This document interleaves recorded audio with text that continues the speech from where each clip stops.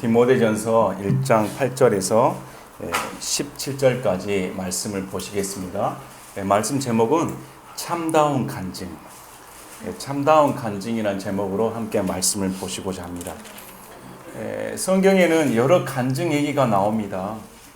성경에는 여러 인물들이 어떻게 예수님을 만났는가, 또 구약시대에는 하나님께 쓰신 인물들은 이 세상에 사는 동안 어떠한 삶을 살았는가, 인생 파노라마가 펼쳐져 있습니다. 가감없이 그들의 허물을 통해 하나님의 섭리하심을 볼 수가 있고, 그들의 진실하심을 통해 우리 신앙인이 어떠한 열심과 하나님께 대한 사랑을 가져야 되는가 바르게 가르쳐 줍니다. 특히 신약 성경에서는 여러 인물들의 간증이 나오는데, 대표적으로 사도 바울의 간증을 들어보면 이분만큼 드라마틱한 삶을 살 분이 있을까 할 정도입니다. 인생이 완전히 뒤바뀐 사건이 나오죠. 제가 오늘 본문 말씀을 참다운 간증이라고 적은 이유는 여러분들도 여러분들의 간증을 많이 들어보셨을 겁니다. 예수님을 만나서 삶이 변화된 간증, 아름다운 얘기들이 무궁무진합니다. 이런 간증들을 들어볼 때 우리가 올바른 분별력이 없다면 사도 바울은 어떻게 간증을 하는가, 간증을 통해 어떻게 하나님께 영광을 돌리는가, 그 점이 최근 쏟아지는 간증하고 많은 차이점들이 있습니다. 우리가 성경을 배우는 것은, 오늘 특별히 디모데 말씀을 배우는 것은 사도 바울이 교회 내에 바른 교리가 정립이 되어야 된다. 사도 바울이 가르쳐준 복음 외에 다른 가르침이 들어와서는 안 된다는 겁니다. 오늘날에도 마찬가지입니다. 다른 교리가 우리 교회에 침투해서는 안 됩니다. 고린도후서 11장 3절에 그리스도 예수 안에 있는 단순함에서 떠나 부패할까 두렵다는 겁니다. 예수 그리스도 안에 있는 진리는 성경대로 죽으시고 성경대로 부활하셨다, 믿음으로 의롭다 인침을 받는다는 겁니다. 단순합니다. 여기서 떠난 것은 우리 인간의 마음에 욕심과 사적인 사상이 들어가기 때문에 부패하게끔 되어 있습니다. 그래서 우리는 성경대로 믿고자 여기 모였습니다. 저번에 우리가 몇 가지 교리 중에 한 번 구원받으면 영원한 것인가, 또 은사주의, 이런 점에 대해서 함께 은혜를 나누었습니다. 최근에는 세상이 어지럽고 누구나 보는 것처럼 곧 말세가 도달하지 않을까, 경제 파탄이 일어나지 않을까, 전쟁이 곳곳에 펼쳐지고 성경 예언대로 이스라엘과 중동 국가와 러시아가 싸워서 이 세상이 말세가 되지 않을까, 어디선가 지금 적그리스도가 있지 않을까, 이렇게 흉흉한 얘기들이 들려옵니다. 믿는 성도들은 이런 얘기를 들었을 때 어떻게 여겨야 되는가, 데살로니가 후서를 보면 두려워할 필요가 없다는 겁니다. 우리에게는 복된 소망이 있기 때문에. 특별히 성경에서는 하나님의 성품에 따른 교리에서 벗어나면 안 된다는 겁니다. 창세기부터 요한계시록까지 하나님께서는 나란 이런 존재다, 이렇게 가르쳐 주십니다. 환난 통과서는 있을 수가 없는 것입니다. 왜 그러냐면 우리가 아브라함이 하나님께 청혼을 합니다. 의인이 있는데 의인과 함께 악인이 멸할 수가 있습니까? 하나님의 성품에 위배된다는 겁니다. 그래서 롯과 그의 가족을 구출하고 멸망시키죠.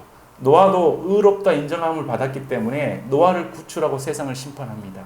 의인과 함께 악인을 멸하는 것은 하나님께서 성품에 어긋난다는 것이죠. 저와 여러분 여전히 죄인입니다. 여전히 죄 가운데 살고 있습니다. 단지 하나님께서 예수님의 피를 믿는 믿음을 통해 의롭다 칭해 주시는 것이죠. 하나님의 은혜 가운데 예수님의 피가 우리 죄를 씻어줬기 때문에. 그래서 이신칭의가 기독교의 근본 교리입니다. 하나님께서 의롭다 인정받은 의인이기 때문에 나는 여전히 죄인이지만, 내 성품은 여전히 죄인이지만 지위적인 면에서 하나님의 의롭다 인정함을 받았기 때문에 우리 같은 구원받은 자들과 세상 사람과 똑같이 환난에 들어가서 멸망시키지 않는다는 겁니다. 그래서 환난 전에 휴고가 일어나 교회를 휴고시킨 다음에 악인을 심판하는 것이 하나님의 성품이신 것이죠. 이러한 교리는 단순합니다. 우리가 조그만 성경을 보면 그렇구나. 하나님께서는 자신의 신부를 환난 가운데 매몰차게 내몰아서 멸망시키는 분이 아니시다는 것을 알 수가 있습니다. 신랑과 신부는 하나입니다.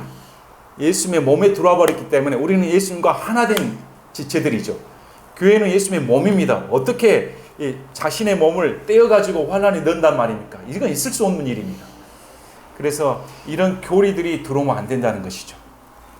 또 우리는 이제 킹제임스 성경을 보고 성경에 분리된 용어들이 있습니다. 하늘의 왕국과 하나님의 왕국.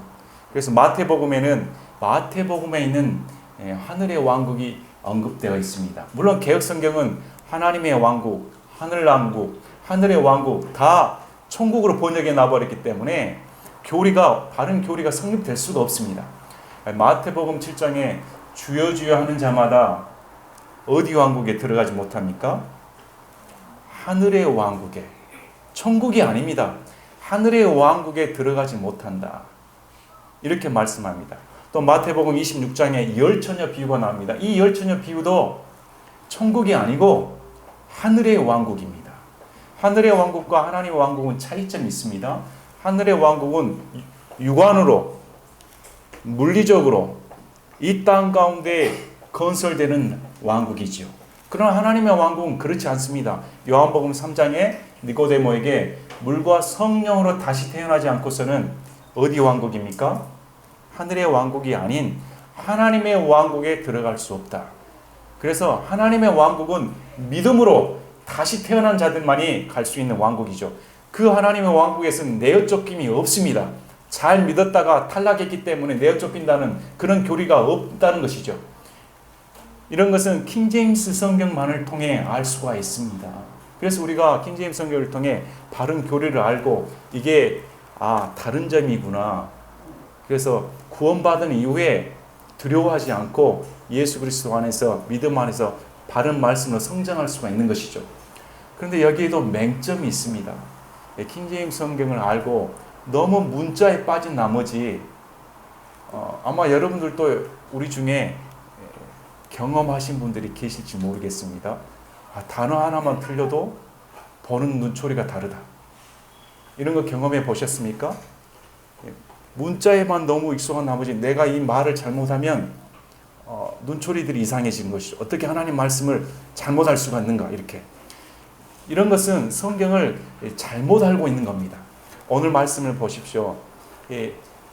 바울이 디모데에 가르친 것은 순수한 마음과 선한 양심과 거짓 없는 믿음에서 비롯된 사랑입니다. 우리가 말씀을 아는 것은 이걸로 남을 따지는 게 아니고 철저하게 이 말씀이 나에게 적용돼서 내가 하나님 말씀 앞에 무릎을 꿇고 나에게 먼저 겸손함을 요구하는 것입니다. 여기서 떠나는 것은 다른 가르침이요 잘못된 길로 빠져버리는 것이죠. 그래서 마태복음 7장 말씀을 통해서 주여 주여 우리는 쫓겨나지 않습니다. 하지만 그 말씀을 들었을 때 정상적인 그리스도인이라면 이렇게 반응을 해야 됩니다. 맞다. 나도 하나님 안에서 잘한 게 없다. 내가 하나님 안에서 의롭다 인정함을 받았지. 나도 똑같은 죄인이고 이 자리에서 하나님이 쫓겨나라 하면 똑같게 쫓겨날 죄인에 불과하다. 이렇게 마음을 먹는 것이 정상적인 그리스도인입니다. 이런 말씀을 통해 우리가 바르게 신앙을 정립을 해야 되는데 특별히 말씀은 세워주는데 사용을 해야 된다. 하나님 말씀이 나한테 들어와 그 사랑 안에서 이 교회가 세워지는데 사용되어야 한다. 이렇게 나옵니다. 자 보십시오. 1장 8절에 그러나 율법은 사람이 그것을 적법하게 쓰면 선한 줄 우리가 아노라. 디모데가 치리하는 에베소 교회에 율법을 주장하면서 선생이 되어 가르치려 하는 자들이 나타났습니다. 그런데 바울은 어떻게 지적하냐면 그 율법을 주장하는 자들이 자신이 무엇을 가르치는지 알지 못한다는 것이죠. 우리도 이러한 오류에 빠질 때가 있습니다. 내가 믿는 바가 믿는다고 확신했었는데 나중에 돌이켜보면 내가 잘못 알았었구나. 내가 부끄럽다. 이런 경험들이 있으실 겁니다. 그래서 우리는 철저하게 말씀에 입각한 신앙을 하도록 해야 됩니다. 그런데 그들의 특징은 뭐냐면 선생이 되려고 했다. 자신이 가르침을 받는 자가 아니고 자신이 말씀을 사용해서 남들을 가르치고 싶은데 열을 냈다는 것이죠. 이렇게 지적을 하면서 율법은 하지만 그 율법이 사람이 그것을 적법하게 쓰면 선하다. 우리가 예수 그리스도를 믿으면 더 이상 율법 아래 있지 않습니다. 은혜 아래 놓인 것이죠. 그러면 우리가 예수 그리스도를 믿었기 때문에 더 이상 율법의 적용을 받지 않습니까? 이제 율법은 필요가 없는 겁니까? 그러지 않습니다. 율법과 복음은 병행합니다. 율법과 복음은 병행하는 것입니다. 자, 너무도 기가 막히게 비유를 해놨습니다. 율법은 진단이고 복음은 처방입니다. 율법 없는 복음은 진단 없이 처방전을 남발하는 것이죠. 처방전 없이 남발하는 겁니다. 또 복음 없는 율법은 진단만 내리는 것이지 치유책이 없는 것이죠. 그래서 율법과 복음은 병행하는 겁니다. 자, 율법의 끝마침은 복음을 가리킵니다. 율법으로는 내가 안 됩니다. 율법은 우리를 죄 가운데 가두기 때문에 그래서 복음을 믿게 되는 것이죠. 그리고 이 복음은 율법을 드높입니다. 더 이상 율법에 얽매이지 않고, 자 보십시오. 우리 예수님은 율법의 완성이시며 십계명에 요약해서 율법의 완성을 우리에게 가르쳐 줬습니다. 그 계명이 뭡니까? 내가 너희를 사랑한 것처럼 너희도 형제를 사랑하는 것. 자, 십계명의 모든 것은 거기에 담겨져 있습니다. 예수님 우리를 어느 정도 사랑하셨습니까?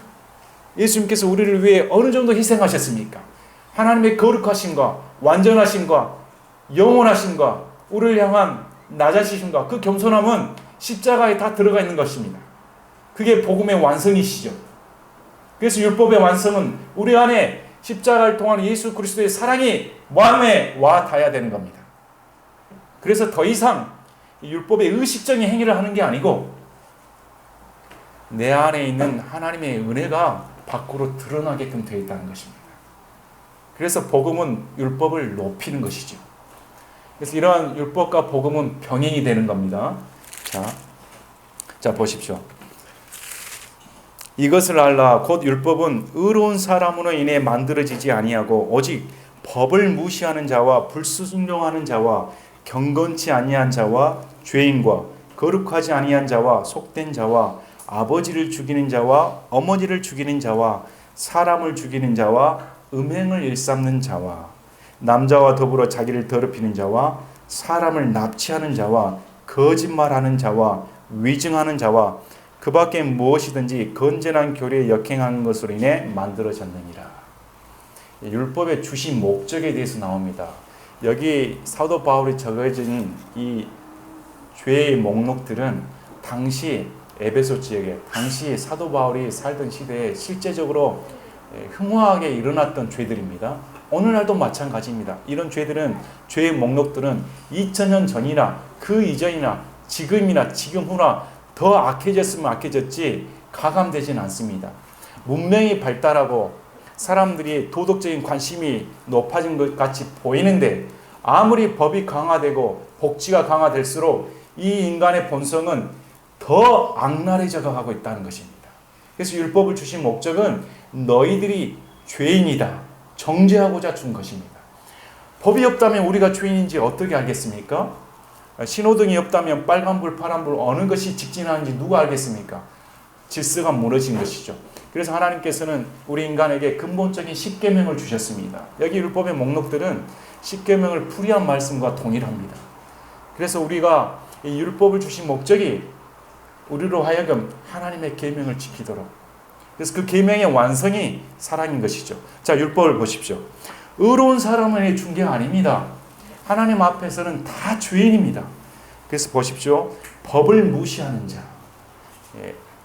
하나님께서는 우리에게 법을 주셨습니다. 하나님이 영화롭게 살아야 되고 다른 사람의 피해를 주지 아니해야 되면 죄 가운데 거해서는 안 된다는 법을 주셨죠. 하나님을 거룩하게 살도록 지은 바 만들었습니다. 그러나 이 세상 사람들은 하나님을 무시합니다. 하나님이 어디가 있는가? 하나님의 법이 무엇인가? 나의 본성대로 육적인 것을 따라 살지요. 또 불순종하는 자와 우리는 예수님 몰랐을 때 다 불순종하는 자들이었습니다. 또 경건치 아니한 자들이었습니다. 여기서 벗어난 사람들이 있습니까? 또 죄인과 거룩하지 아니한 자. 우리 예수님은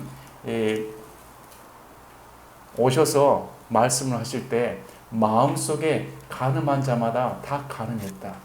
마음속에 살인한 자마다 다 살인했다. 율법의 행위적인 계명뿐만 아니라 율법의 근본적인 정신의 문제까지 파고들어서 율법의 한 가치를 더 높이셨습니다. 여기서 벗어날 사람 없죠. 마음에 간음 안 한 사람이 있습니까? 마음에 살인하지 않은 사람이 있습니까? 그래서 율법은 우리에게 이런 것들이 죄이다. 너희들이 살인자고 너희들이 간음한 자다. 그래서 법대로 죽어야 된다는 겁니다. 법대로 사형에 처해져야 된다.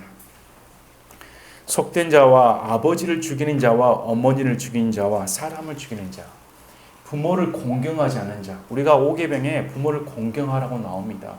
부모를 공경하지 않는 것은 죽이는 것과 다름없다고 합니다. 실제적으로 요즘 보면 어떻게 친족 간의 살인이 버젓이 벌어지고 있습니다. 이것은 하나님 앞에서 말씀하신 것처럼 철저하게 정죄받을 죄인 것입니다. 또 음행을 일삼는 자. 오늘날에는 간음을 하나의 문화 현상으로 보여지어 버립니다. 그래서 간음죄를 우리나라에서 폐지하자. 서로 간의 자유에 형성되는 것이 아닌가 이렇게 말을 합니다. 그러나 분명히 성경에서는 인간이 2000년 전, 3000년 전 인간의 법대로 간음죄를 폐지하든지 한다 할지라도 성경에서는 명백하게 죄다. 명말받을 죄다. 이렇게 가르쳐 주는 겁니다. 두 번째는 남자와 더불어 자기를 더럽히는 자. 우리가 아는 것처럼 동성애 목회자가 탄생하는, 인정하는 이런 시대가 되어버렸습니다. 성경은 줄기차게 동성애자는 천국에 들어갈 수 없다. 회개하지 않는 이상, 회개하여 새 사람이 되지 않는 이상 동성애를 계속 유지하는 자는 천국에 갈 수 없다고 분명히 말을 하고 있습니다. 어떻게 성경을 보고 동성애는 유전적인 것이다, 문화적인 것으로 들어왔다, 그러지 않습니다. 동성애는 하나님 앞에서 차마 눈뜨고 볼 수 없는 지옥과 멸망받을 죄다. 이렇게 성경은 가르쳐 줍니다.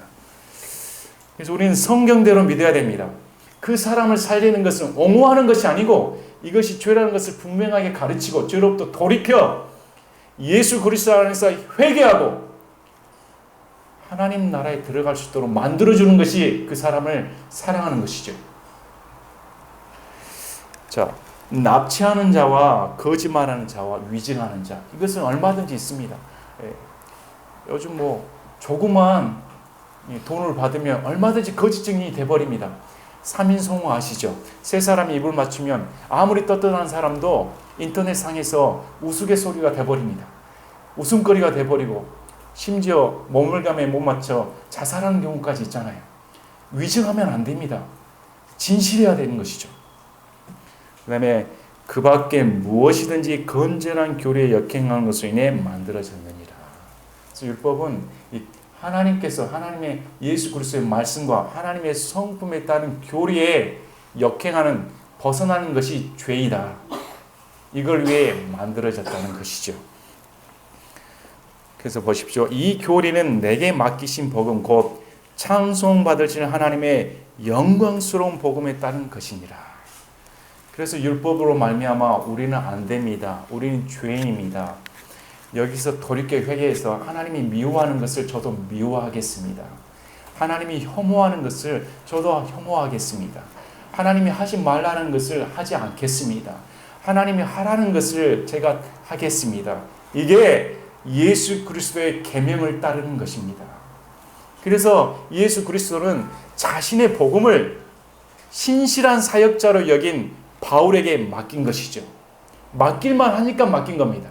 그래서 보십시오. 바울은 이 맡긴 복음을 예수 그리스도의 영광스러운 복음, 또 내 복음이라고 말을 합니다.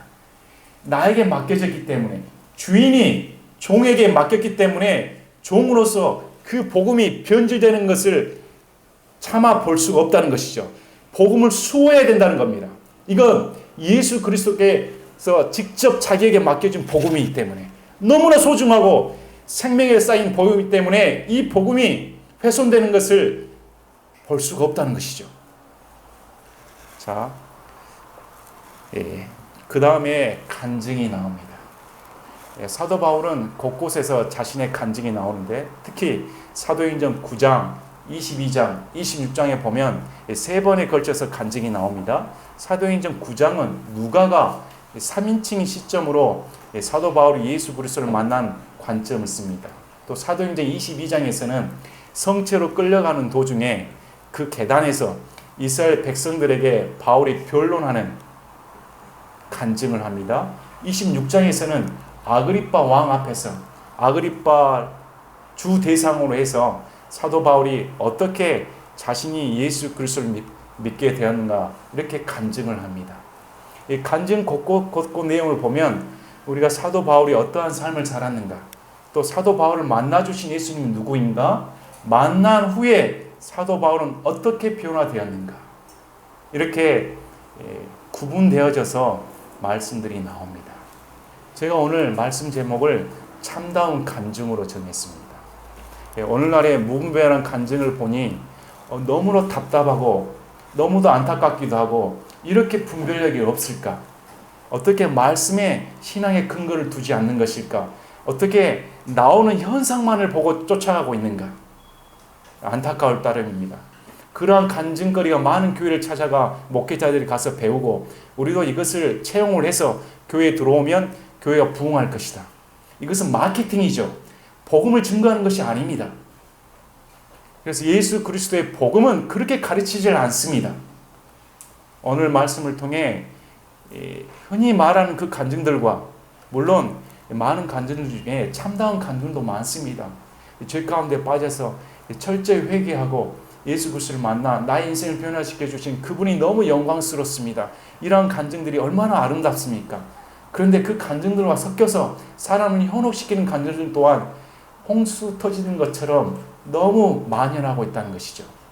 그래서 성경의 사도 바울의 간증을 통해 우리가 진정한 간증은 무엇인가? 간증에는 3가지 위험 요소가 있다고 합니다. 첫째는 너무도 극적인 드라마를 연출하기 때문에 평범한 삶을 사는 사람들에게 나는 정말 구원받지 못하였는가? 이러한 의구심을 심기 충분하다는 것이죠. 많은 간증들은 깜짝스러운 변화를, 획기적인 변화를 간증을 합니다. 내가 이렇게 살았는데 이렇게 됐다. 그런 간증들을 들어보면 나는 저렇게 예수님 만난 적이 없는데 나는 과연 예수님을 제대로 만났나? 이렇게 생각한다는 것이죠. 우리는 성경에서 예수 그리스도를 만난 많은 장면들이 나옵니다. 디모데는 언제 예수님을 만난지 모릅니다. 어렸을 때부터 구약 성경으로 성경을 받아 어렸을 때부터 하나님 말씀을 배운 자였죠. 그리고 예수 그리스도를 만나 십자가와 부활의 복음을 알고 사도 바울을 쫓는 이런 인생을 살게 됩니다. 그가 언제 어떻게 예수 그리스도를 만났는지는 나오질 않습니다. 또 사도행전에 빌립보에 이르렀을 때 빌립보에서 자주색 옷감 장수 루디아가 나옵니다. 이 루디아는 사도 바울을 통해 전해진 말을 듣고 귀를 기울이고 있을 때 성령께서 그의 마음을 여심으로 예수 그리스도를 받아들입니다. 그에게 어떤 극적인 변화가 일어난 건 아닙니다. 그가 통곡하는 것도 없습니다. 완전히 새 사람에 대해서 방방 뜨는 장면도 나오진 않습니다.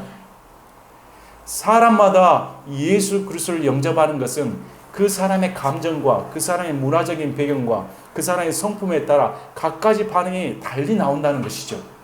획일적인 반응이 있을 수는 없는 겁니다. 두 번째는 그런 간증을 들으면서 그 사람들의 간증 중에 하나는 나는 이렇게 죄인이었습니다 하면서 죄의 열거 목록을 적나라하게 합니다.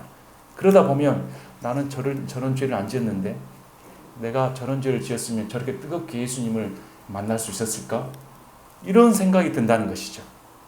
또 3번째는 이것은 누구나 오류에 빠지기 쉽습니다. 예수 그리스도께 영광을 돌리는 대신에 자신에게 영광을 돌립니다. 오늘 본문 내용을 보십시오. 그 한 구절을 빼놓고 거의 다 모든 구절에 예수 그리스도가 언급이 됩니다. 예수 그리스도께서 이렇게, 예수 그리스도께서 은혜를, 예수 그리스도께 영광을, 예수께서 나에게 긍휼을 베푸셨다. 반복적으로 나옵니다. 하지만 이 간증은 내가 이랬습니다. 내가 이랬습니다. 예수님께서 나를 만나주셔서 내가 이렇게 됐습니다. 이렇게 돼버린다는 것이죠. 그래서 이런 간증의 위험 요소가 있습니다. 자, 보십시오. 12절부터 그러면 사도 바울은 어떻게 간증을 하는가? 나를 능하게 하신 그리스도 예수 우리 주께 내가 감사를 드림은 그분께서 나를 신실한 자로 여기사 내게 사역을 맡기셨기 때문이라. 사도 바울은 디모데에게 다시 상기시킵니다. 디모데에게 편지를 쓰면서 하나님께서 나에게 영광스러운 복을 맡기셨는데 그 맡기게 된 배경은 나를 능하게 하신 그리스도 예수 우리 주께. 지금 사도 바울은 죽음을 앞두고 감옥에 있습니다. 그의 여정을 살펴보면 정말 처절합니다. 어떻게 그렇게 고생할 수가 있을까? 어떻게 그렇게 큰 환난 가운데 있을 수 있을까?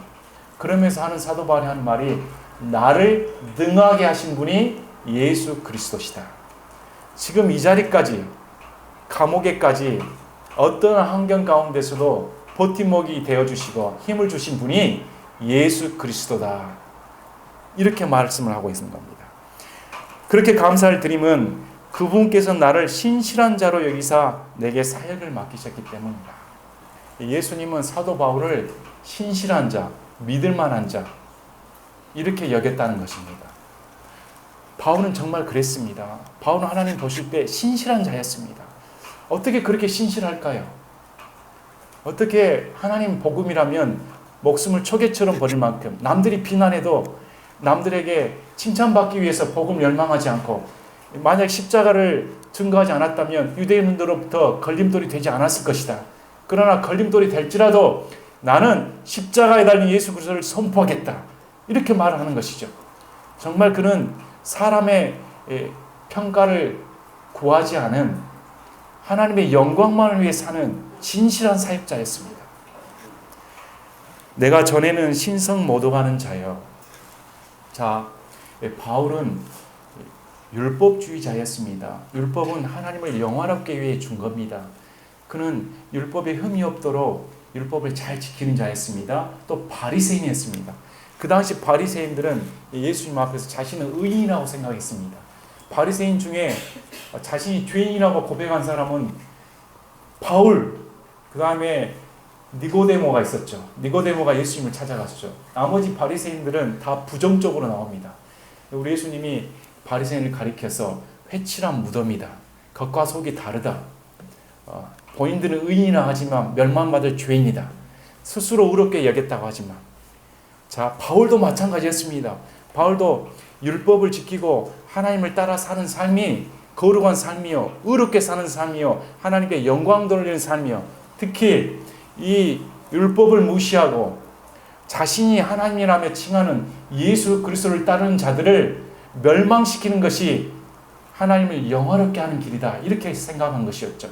그래서 지금 고백하는 것은 나는 바리새인이었으면서 율법을 지키고 예수 그리스도를 따르는 교리를 멸망시키는 것이 하나님께 영광 돌리는 줄 알았는데 그게 신성 모독하는 것이었다. 하나님이신 예수 그리스도를 영화롭게 하지 못하는 것이 신성 모독입니다. 또 핍박하는 자여. 사도행전에 나오면 그가 얼마만큼 예수 그리스도를 따르는 자를 핍박하는 거 나옵니다. 죽이기까지 했다고 했습니다. 또 예수 그리스도를 믿는 자들을 붙잡아가지고 그들에게 강요했습니다. 너희가 맞는 주를 비방하라, 저주하라. 여러분이 예수 그리스도를 믿는 자인데 살기 등등한 사도 바울인데 붙잡혀 가가지고 사도 바울로부터 위협을 받았죠. 예수 그리스도를 부인하면 살려주겠다. 이렇게 역할을 한 것이 사도 바울이었습니다. 그렇게 내가 핍박하는 자였다. 또 해를 끼치는 자였다. 하지만 도리어 긍휼을 얻게 되면 내가 믿지 아니하는 가운데 알지 못하고 그것을 하였기 때문이라. 하나님께서는 사도 바울의 열심을 알았습니다. 사도 바울이 얼마만큼 하나님을 사랑한 줄 알고 있었습니다. 물론 그 사랑이 빗나갔지요. 알지 못했다는 것입니다. 알지 못하고 행했기 때문에 하나님께서 긍휼을 주셨다. 만약에 저와 여러분이 사도 바울의 하나님이었다면, 사도 바울을 다스리는 하나님이었다면 어떻게 할까요? 예수 그리스도를 내주고 교회가 형성이 되고 예수 그리스도를 믿는 자들이 생기기 시작하는데, 그를 핍박하는 사도 바울이 나타나서 죽이는 데까지 앞장서는 것을 보면 저와 여러분이 하나님이라면 어떻게 하겠습니까? 당장 사도 바울을 없애는 것이 하나님께 영광 아닐까요? 가다가 사고 나서 딱 죽어버렸으면 하나님이 심판하셨다, 이게 영광 아니겠습니까? 그러나 사도 바울은 그렇게 말하지는 않습니다. 그래야 마땅한데, 그렇게 심판받아 죽어야 마땅한데 내가 알지 못하는 가운데 행한 것을 우리 하나님이 내게 긍휼을 여기셨다.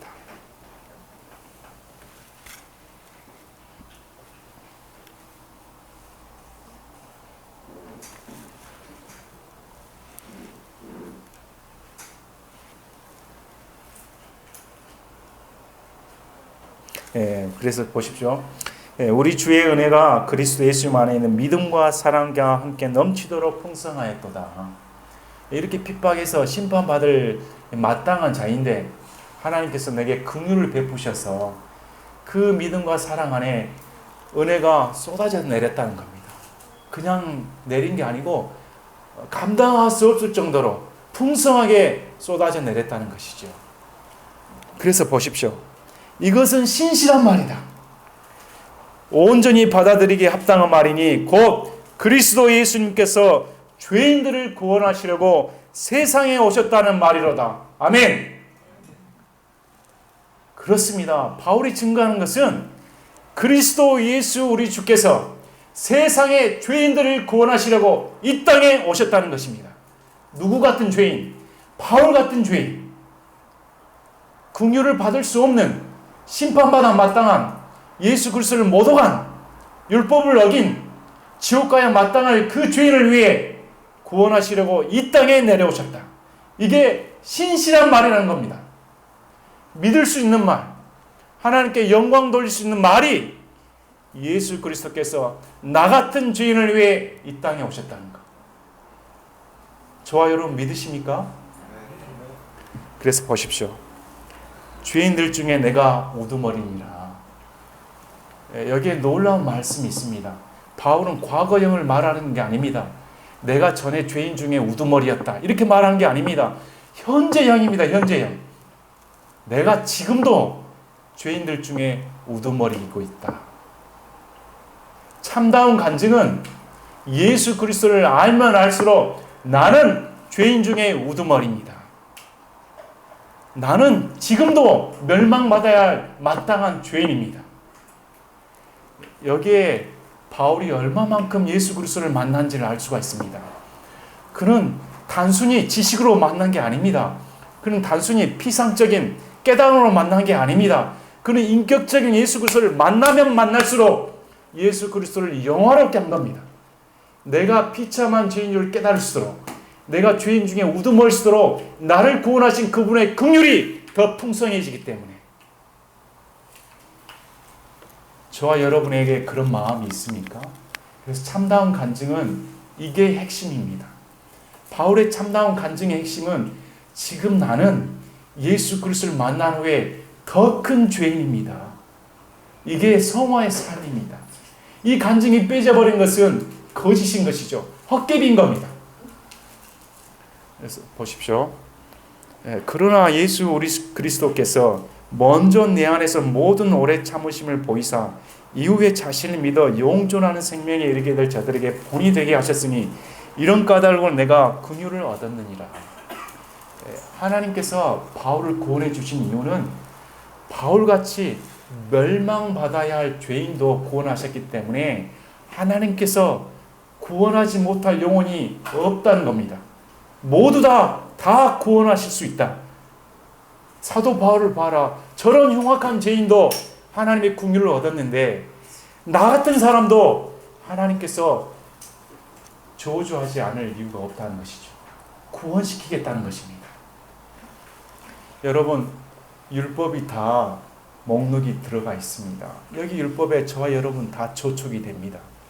마음으로 간음했으며, 마음으로 살인했으며, 하나님을 영화롭게 하지 않았으며, 거짓 고소했으며, 남의 이웃 것을 탐했으며, 탐심 또한 여러분 있지 않습니까? 이 모든 것을 벗어나지 않았죠. 멸망받아야 마땅할 나를 예수 그리스도께서 구원하시려고 이 땅에 오셨다. 그래서 이런 간증이 사도 바울에 내포된 대표적인 말씀입니다. 자, 요즘 다른 분을 통해서 교회에 부활의 복음이 인기를 끌고 있다고 합니다. 부활의 복음이 인기를 끌고 있어서 부활하신 예수님을 만나야 자신의 삶이 변화됐으며 기쁨이 넘친다. 간증이 수두룩합니다. 십자가에 머물지 말고 부활하신 예수님을 만났더니 나의 삶이 변화되었다. 언뜻 보면 맞는 것 같습니다. 그래서 제가 한번 간증을 듣다가 왜 한편으로는 정말 우리 한국 교회에는 소망이 없다. 이런 간증을 모태로 삼아 자신의 교회에 마케팅으로 삼아서 부흥이 뭡니까? 수가 늘어나는 것이 부흥입니까? 사람을 변화시키는 능력의 말씀이 선포되는 것이 부흥입니다. 말씀이 빠져버린 부흥이라든지 말씀이 빠져버린 복음은 복음이 아닌 것이죠. 자, 제가 여러분께 말씀드리겠습니다. 그 내용 중에 이게 있습니다. 갈보리 언덕에 새 십자가가 있는데 그 새 십자가가 만약에 부활하지 않았다면 어느 게 예수님의 십자가인지 알 수가 있는가? 십자가를 만약에 섞어버렸으면 어느 게 하나님의 십자가인가 알 수가 없다는 것이죠. 강도가 하나님인지 달려 죽은 예수가 하나님인지 모른다는 것입니다. 철저히 신성모독입니다. 그래서 부활하심으로 말미암아 그분이 하나님인 걸 알았다는 것이죠. 제가 성경을 보겠습니다. 여러분, 누가복음에 보면 23장 42절에 강도가 나옵니다. 이 강도는 부활하신 예수님을 만난 게 아니죠. 지금 함께 매달린 예수 그리스도를 보고 있는 겁니다. 처음에 강도들은 다 예수 그리스도를 욕했습니다. 너가 하나님의 아들이라면 너의 자신으로 한번 구원해봐라. 군중들도 욕을 했죠. 그 강도도 마찬가지였습니다. 하지만 6시간 동안 함께 매달려 있는 동안 예수 그리스도를 지켜보고 그가 고백하는 게 누가복음 23장 42절에 주여 주께서 주의 왕국으로 오실 때 나를 기억하옵소서. 강도는 부활하신 예수를 만난 게 아닙니다. 함께 매달려 있는 예수 그리스도, 영광 가운데 거한 예수 그리스도를 만난 게 아니고 지금 십자가에 매달려 있는 아무 권능도 없이 보이는 그분을 보고 주여 이렇게 말을 하는 겁니다. 우리는 강도봐도 못하죠. 그 사람들은 강도봐도 못하죠. 부활에 헛된 욕망을 쫓아가는 게 아닙니다. 십자가가 없는 부활은 헛된 영광입니다. 물론 부활이 없는 십자가는 쓸모없는 무용지물이죠. 그래서 십자가 부활은 병행하는 겁니다. 합쳐져 있습니다. 자, 보십시오. 우리 마태복음 16장 16절에 베드로가 유명한 고백을 합니다. 곁에서 예수 그리스도를 만나보고 고백하는 것이 주는 그리스도시요 살아계신 하나님의 아들입니다. 베드로가 부활의 영광을 만나서 주라고 고백하는 게 아닙니다. 함께 동행하며 가는 너는 나를 누구나 이렇게 물었을 때 사도 베드로가 주는 그리스도시요 살아계신 하나님의 아들입니다. 또 말씀드리겠습니다. 부활하신 예수를 만나 제자들이 힘있게 복음을 증거한 게 아닙니다. 저는 이제 20년 전에 대학교에 있을 때 설교를 들었을 때 고린도전서 15장에 나온 부활장을 증거할 때 부활에 너무 강조한 나머지 제자들은 부활하신 예수님을 만나 변화되어서 목숨을 걸고 증거했습니다. 그때 저는 의문점을 가졌습니다. 부활하신 주님을 만나 능력을 받았나? 부활하신 주님을 만나 사람이 변화됐나? 부활하신 주님을 만나 능력 있게 복음을 증거한 제자들이 되었나? 여러분 어떻게 생각합니까?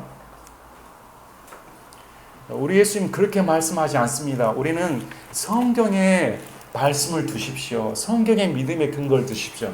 우리 예수님은 부활하신 후 제자를 만난 후에 뭐라고 말씀하십니까? 너희가 하늘로부터 내려오는 성령의 권능을 입을 때까지 기다려라. 사도행전 1장 8절에 너희가 성령의 권능을 받은 후에, 성령께서 너희에 임하신 후에 너희가 권능을 받아 세상 끝까지 나의 증인이 된다. 부활의 목격과 부활의 이것은 현상적인 것은 우리에게 믿음을 줄지 모르지만 그 믿음은 온전하지가 않습니다. 우리는 지금 나의 믿음을 지켜주시고 지금 나에게 하나님의 순례의 길을 가질 수 있게 하는 것은 내 안에 계신 성령님이시죠.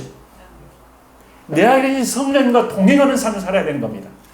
자, 보십시오. 사도 바울은 우리가 사도행전에서 28장에 그 역경을 통해 드디어 자신이 소원하는 대로 로마에 입성하게 됩니다. 거기 보면 아피오 광장이라는 말이 나옵니다. 아피오 광장은 로마에서 약 74km 떨어진 곳입니다. 지금 바울은 산전수전 다 겪고 풍랑을 맞아 죽을 고비를 몇 번이나 넘기고 쇠사슬에 차여서 죄인된 신분으로 이제 로마로 압송이 돼갑니다. 그래서 74km 떨어진 아피오 광장에 도착을 했는데 74km 떨어진 곳에 로마에 있던 성도들이 그 먼 거리까지 나와 열렬하게 환영을 해줍니다. 여러분 한번 그 광경을 생각해 보십시오. 어떤 사람이 환영을 받고 있는가? 이 사도 바울이 무슨 오늘날의 교주처럼 아니면 오늘날 교황처럼 땅에 입맞추면서 왕관을 쓰고 나타났습니까? 아니면 휘황찬란한 가운을 입고 나타나서 아니면 부흥을 일으켜서 기적을 베풀며 그렇게 공경을 받고 나타난 겁니까? 아닙니다. 그의 손에는 착고가 채워져 있고 그의 머리는 헝클어졌을 것이며 수염도 잘 못 깎았을 겁니다. 그의 옷이 휘황찬란하겠습니까? 죄수의 옷이죠. 남름하죠. 그럼에도 그 안에 하나님을 향한 사랑과 복음이 있기 때문에 성도들이 그 복음을 보고 열렬하게 환영하러 온 것이죠. 뭘 보고 쫓아갑니까? 고린도전서 1장에 보면 이렇게 말을 합니다. 고린도 1장에 우리 사도 바울이 유대인은 표적을 요구하고 그리스인들은 지혜를 요구하나 우리는 너희에게 선포하는 것이 십자가에 달리신 예수님이다. 사람이 보면 미련한 것으로 보일지 모르지만 십자가에 달린 예수님을 선포하는 것이 바울의 사명 목적이었습니다. 우리는 부활하신 예수 그리스도를 만나 부활의 산 소망이 있습니다. 그러나 사도 바울을 보십시오. 그들이 간증하는 것처럼 늘 마치 이 세상을 순례자처럼 휘파람 불며 기쁨에 넘쳐서 걸어가는 그런 여유 있는 여행자들이 아닙니다. 낭만적인 여행자들이 아니죠. 나에게 기쁨을 만족해서 룰루랄라 하면서 가는 그런 여행이 아닙니다. 사도 바울이 어떻게 여행을 했습니까? 십자가를 따르는 길은 순탄한 길이 아니지요. 그래서 우리가 영광만을 구하면서 가는 것은 거짓 복음입니다. 복음의 총체적인 것은 십자가상에서 우리 예수 그리스도의 구원이 다 이루어졌다. 그것을 확인시켜 주시고 그것을 입증시켜 주신 사건이 부활인 것입니다. 십자가에 달린 예수님 만나 회개하여 주님 앞에 내가 철저히 죄인이구나 깨달은 자만이 부활의 영광이 있는 것입니다. 그래서 우리 교회에서는 특히 교리에서는 너무 극단적으로 빠질 때가 많습니다.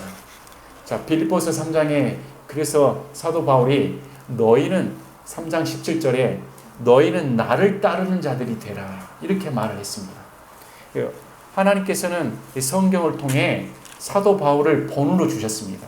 사도 바울이 어떻게 예수 그리스도를 따라가는가 우리 그 사도 바울을 배우라는 것입니다. 그래서 우리는 성경의 간증을 들으십시오. 성경의 인물을 배우십시오. 하나님께서 이 세상에 떠날리는 간증을 들으라는 게 아니고 하나님께서 뽑아주신 가장 우리에게 은혜와 영향력을 끼치는 간증은 여기에 있습니다. 인물들의 간증은. 또 우리가 본받을 인물들은 믿음의 선배들도 있겠지만 성경의 인물들이 하나님께서 제시한 인물들인 겁니다. 그래서 하나님께서 제시하는 간증과 하나님께서 제시하신 인물을 연구하시기 바랍니다. 자, 너무나 많은 극단적인 것이 교회 내에서도 잘 살면은 하나님께 복받은 것인가. 그래서 못 살거나 병들면 그 교회를 다니기가 힘들지요.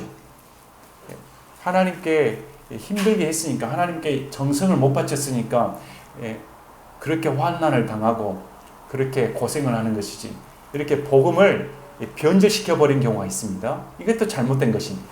또 하나, 십자가의 구도적인 것을 너무 강조한 나머지 고생하는 것이 하나님께 영광인가, 잘못된 방향으로 나가버린 게 있습니다. 마치 이 세상에서 부를 논하지 않고 이 세상에서 수도적인 삶, 육적인 것 모든 걸 끊어버리고 모든 것을 다 벗어버리고 수도적인 삶을 살만이, 고생을 해야만이 하나님께 영광을 돌리는가. 성경은 그렇게 말하지 않습니다. 빌립보서 말씀을 보십시오. 우리 바울이 뭐라고 말하는가. 빌립보서에서 이 바울은 감옥에 갇혀 있는 상황입니다. 감옥에 갇혀 있으면서 너희는 나를 따르는 자가 되라 하면서 하는 말이, 나는 부한 환경에 처한 적도 있다. 또 궁핍에 빠진 적도 있다. 무슨 말이냐면 하나님께서 주시면 부한 환경에 들어갈 수도 있는 겁니다. 또 하나님께서 허락하시면 궁핍한 환경에 들어갈 수도 있습니다. 그것이 잘하고 잘못되고 영광이고 영광이 아니고 이게 아니고, 그러한 어떤 환경 가운데서도 나를 능하게 하신 하나님께서 나를 붙잡아 주신다는 겁니다. 이게 복음입니다. 어떠한 환경과 잘 살든 못 살든 이게 중요한 게 아니고, 잘 살 수도 있고 못 살 수도 있고. 고린도후서에 보면 헌금을 통해 우리 주 예수 그리스도 바울을 통해 말합니다. 너희가 풍성하게 되길 원한다. 풍성하게 돼야 남을 도울 수 있을 거 아닙니까? 그래서 우리가 너무나 극단적인 교리로 들어가 버리면 안 됩니다. 그래서 항상 하나님께서 본문 말씀을 통해 우리에게 원하는 것은 어떠한 처지 가운데서도 주님께 영광 돌린다. 그래서 보십시오. 오늘 사도 바울의 간증의 끝이 17절에 나옵니다. 이제 영원하신 왕 곧 죽지 아니하시고 보이지 아니하시고 홀로 지혜로우신 하나님께 존귀와 영광이 영원무토록 있기를 원하노라. 아멘. 사도 바울의 간증을 보십시오. 자신의 삶이 변화됐습니다. 이게 간증이 아닙니다. 이게 아니고, 영원하신 왕 곧 죽지 아니하시고 보이지 아니하시고 홀로 지혜로우신 하나님께 존귀와 영광이 영원무토록 있기를 원합니다. 저와 여러분의 삶을 통해 지금 현실 가운데 고난 가운데 있을지라도, 또 잘 사는 가운데 있을지라도, 어떤 환경 가운데 있을지라도 지금 나를 구원하신 우리 주 예수 그리스도께서 홀로 영광 받으시기를 원합니다. 그래서 이런 분명한 신앙인이 되셨으면 합니다. 또 아울러 요즘 현대인들은 너무 보는 것의 문화에 적혀져 있죠. 현상학적인 TV, 영화, 그 다음에 휴대폰. 그래서 깊이 생각하지는 않습니다. 깊이 생각하지 않고 이런 간증거리, 볼거리를 통해 믿음을 채우려고 하는 것이죠. 또 찬양 집회들을 통해서. 성경은 그런 것을 통해 믿음이 들어오는 게 아닙니다. 말씀을 통해. 그래서 바른 성도라면 말씀을 분별을 하고, 어리석게 보일지 모릅니다. 또 뜨거운 체험이 없을지도 모릅니다. 밋밋할지도 모릅니다. 하지만 하나님 말씀이 나를 변화시킨다. 말씀을 깊게 상고하는 그런 성도들이 되시길 바랍니다. 깊게 깊게 말씀을 상고하며 그 말씀이 나를 변화시킨다. 이런 성도들이 되시길 바랍니다. 제가 기도하고 마치겠습니다.